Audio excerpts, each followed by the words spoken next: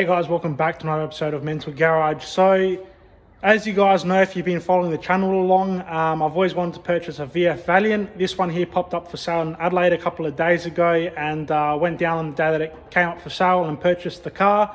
I sort of sat on the car now for a few days on just to think about what I can do with the Valiant, and also got the VL in the background, which I've got to update you guys on a few things. So I'll show you around both cars and go from there.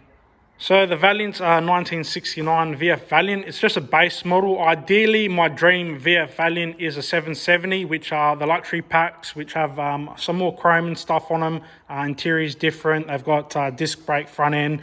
Obviously, a base model aren't as sought after or as expensive as, you know, the top of the range models. So this car here, I'm just going to do a bit of a fun little project with, something that I can have some fun with. Anyway, for now, it's still running the original 225 slant 6. This car is very original. Paint inside the engine bay looks pretty original. All the stainless and chrome work on the car is really good. I haven't found barely any rust in this car, which is pretty much why I bought it. Bodywork wise, it does have a dent on that quarter panel, which I want to fix up. It does have a dent along this side as well on the door, which needs some repairs. Like I said, barely no rust. It does look like it's had probably one previous paint job. Boot maybe looks like original paint, and so does the bonnet. They look like they still might have some original paint on there. But yeah, up on this door here, you can see that looks like original paint underneath, and then whatever they've done on top, whether they've put like a spray putty, enamel, acrylic, something over the top of whatever they've done there. It's sort of got some crazy cracks and some paint issues throughout the car. I'm not too worried about that. I sort of like the patina look on the car. The vinyl roof isn't original. It is still the original color though. It is original blue car. Going to the interior, I don't know if the interior's been redone or not. Like I said, it does look like an original car. So yeah, interior's nice and clean. It is a 3-speed manual column shift. We give her a start up. Look at that, starts up straight away. These 225 slant 6s are pretty bulletproof engines. This runs and drives really nice. It's a good little cruiser. So yeah, I'm going to do a bit of a build on this Valiant. I'm going to do something pretty different. Whatever I take off this car, I'm going to keep it. That way, if I do find a 770 down the track that I want to keep and do a full build on, I've got all the original stuff to sell this car down the track. Before we go into any mechanical stuff, I'll take you over to the VL. So the VL, since you guys have probably seen it last, it was on the dyno. We did the head gasket on the dyno. I pulled the engine out, did a full rebuild on it. Put the engine back in, got it all running, did my run-in period on the car, and then 2 days before I had it booked in to get the tune done, I blew the diff in the car. So the diff's out at the moment. I'll take you over to the diff that I blew. So the gear set on the diff all stripped. We stripped all the gear set, so that's all, see you later, that's all for the rubbish. That's the original housing that came out of the VL. Now, I do have a spare housing, which I'm using, that had a gear set in it. These are the axles that came out of that other diff. So I've got the housing with another gear set. I'm putting my axles and my center that were in the VL into that other diff housing, so I can get the VL back up and running on the road.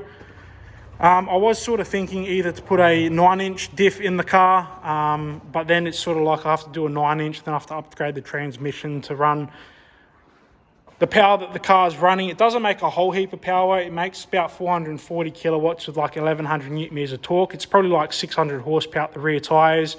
There's a lot of cars that run a lot more power, but for what I was anticipating to do with this car, I was never really anticipating the car to run this sort of power.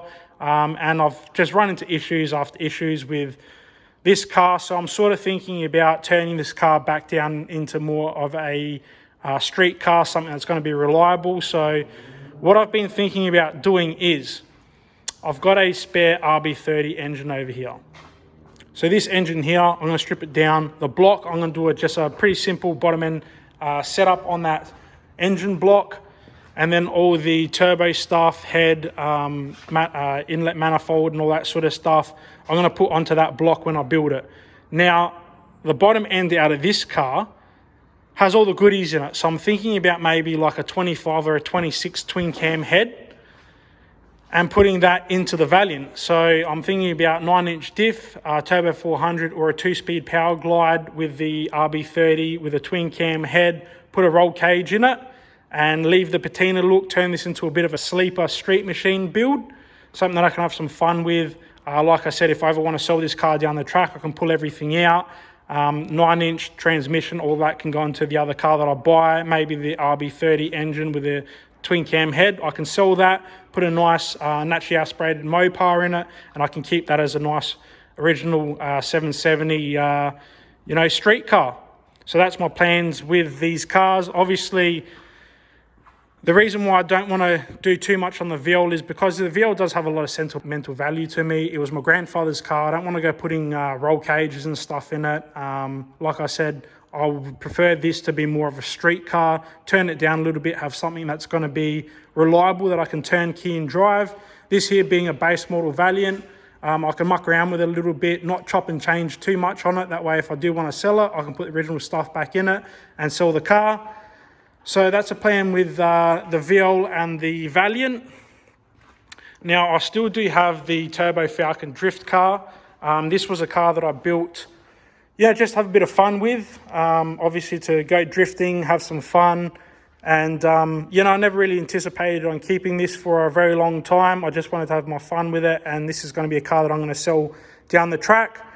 And that there will hopefully fund some of the build costs for these two cars. Obviously, I want to keep both cars on the road for this summer.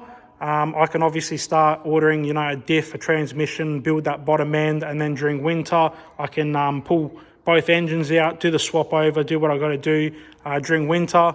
And then that way there, hopefully next summer, we'll have a nice RB30 with a twin cam, bit of a stealth look Valiant that we can take racing. The VL, turn that back down to a bit of a street car, something that's going to be reliable, that we don't have to worry about too much. So now that the Tail and Bend drag strip's opened up, I want to take this racing with the engine setup that it's got, with the power that it's making. I think that it's going to get really close to cracking a 9, and I really hope that it takes it there. Once I do run this down the drag strip, obviously they're going to kick me off because the car's too quick without a roll cage, which is sort of why I thought if I don't want to put a roll cage in this, I'll put the bottom end setup with a pretty stout top end setup on that. Put that into the Valiant with a roll cage, and I can run this into whatever the engine will be capable of, and have a bit of fun with making this into more of a street machine that I can race. Now, also, I started the YouTube channel about 7 or 8 months ago. My goal with the channel was to get to 1,000 subscribers by the time I've been in the YouTube channel for a year. We're getting very close to that. If you guys are interested in the channel, or if you like what I'm doing, if you're interested, please make sure you subscribe so I can get to that 1,000 subscriber mark. And thanks for watching, guys, and we'll see you on the next one.